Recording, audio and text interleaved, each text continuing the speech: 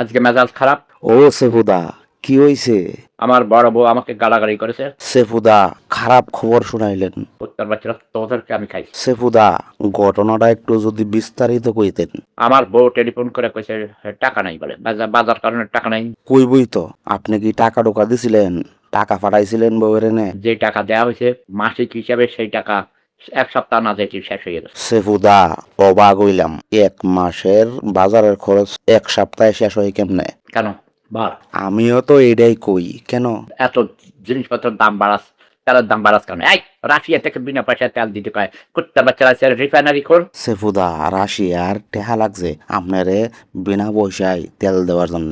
Russian যে crude oil সেটাকে refine করার জন্য যে যন্ত্রপাতি দরকার রাশিয়ার কাছে বল। ও সেফুদা, কেমনে বলমু? ওখানে রাশিয়াতে কোন অ্যাম্বাসেডার আছে? এই কুত্তার বাচ্চারা কাম করছ না। ধমক মারেন কে?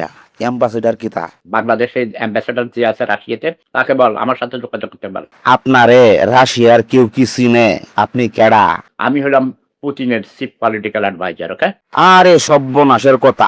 আমি পুতিনকে বলে দিলে বিনা পয়সায় তেল পোষাইয়া দিবে, একদম নিজের খরচে নিয়ে পোষাইয়া দিবে, বাংলাদেশে রিফাইনারি বানাইয়া দিবে। ঠিক আছে? সেফুদা, সত্যি কইতেছি, আমি চাই আপনি এই দেশের প্রধানমন্ত্রী হন, নাইলে কিম জং উনের শাসন চলুক। বাঙালিরে কিম জং উনের মতো একজন ব্যক্তি শাসন করুক।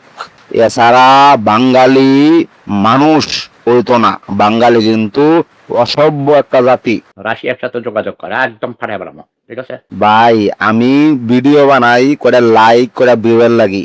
বিশ্বাস করুন, যারা সেফুদার ভিডিও দেখে, যারা সেফুদারে সমর্থন করে, সেফুদারে ভালো লাগে, তারা দিন শেষে যে যাই হোক, যে পেশারই হোক, দিন শেষে স্বপ্ন দেখে একটা সুন্দর, স্বচ্ছ, পরিষ্কার, নির্ভেজাল, সৃষ্টিশীল, নিরাপদ একটা সমাজে বসবাস করতে।